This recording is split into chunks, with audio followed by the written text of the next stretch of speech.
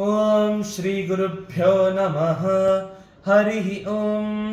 गणानां त्वा गणपतिगुं हवामहे कविं कवीनामुपमश्रवस्तमम् ज्येष्ठराजं ब्रह्मणां ब्रह्मणस्पत आनः शृण्वन्नोतिभिः सीदसादनम्। ॐ श्रीमहागणाधिपतये नमः। ॐ सहस्रशीर्षा पुरुषः सहस्राक्षः सहस्रपात् स भूमिं विश्वतो वृत्वा अत्यतिष्ठद्दशाङ्गुलं पुरुष एवेदगुं सर्वं यद्भूतं यच्च भव्यम् उतामृतत्वस्येषानः यदन्नेनातिरोहति एतावानस्य महिमा अतोऽध्यायागिश्च पूरुषः पादोऽस्य विश्वाभूतानि त्रिपादस्यामृतं दिवि त्रिपादोर्ध्व उदैत्पुरुषः पादोऽस्येह भवात् पुनः तथो विश्वं व्याक्रामते शासनानशने अभि तस्माद्विराड जायत विराज्यो अधिपुरुषः स जातो अत्यरिच्यत पश्चाद्भूमिमथो पुरः यत्पुरुषेण हविषा देवा यज्ञमतन्वत वसन्तो अस्यासीदाज्यं ग्रीष्म इद्मः शरद्भविः सप्तास्यासन् परिधयः त्रिस्सप्त समिदः कृताः देवा यद्यज्ञं तन्वानाः अबध्नन् पुरुषं पशुं तं यज्ञं भरहिषि प्रोक्षन् पुरुषं जातमग्रतः तेन देवा अयजन्त साध्या ऋषयश्च ये तस्माद्यज्ञात् सर्वहुतः सम्भृतं पृषदाज्यं पशुगस्तागश्चक्रे वायव्यान् आरण्यान् ग्राम्याश्च ये तस्माद्यज्ञात् सर्वहुतः ऋचः सामानि जज्ञिरे छन्दागुंसि जज्ञिरे तस्मात् यजुस्तस्मादजायत तस्मादश्वा अजायन्त ये केचोभयादतः गावोह जज्ञिरे तस्माज्जाता अजावयः यत्पुरुषं व्यददुः कदिथा व्यकल्पयन्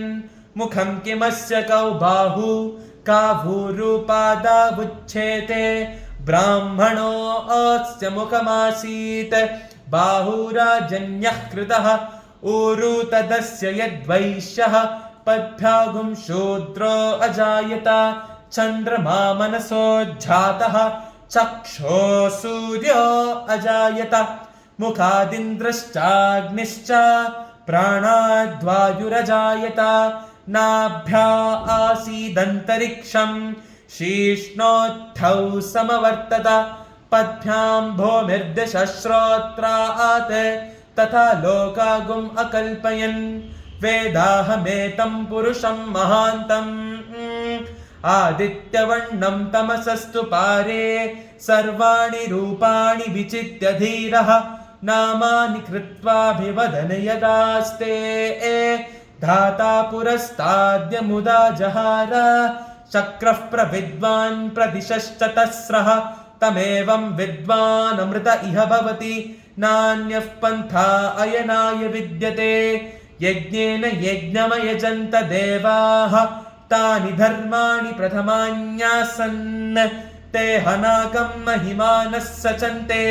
यत्र पूर्वे साध्या सन्ति देवाः अद्य सम्भूतः पृथिव्यैरसाच्च विश्वकर्मणः समवर्तताधि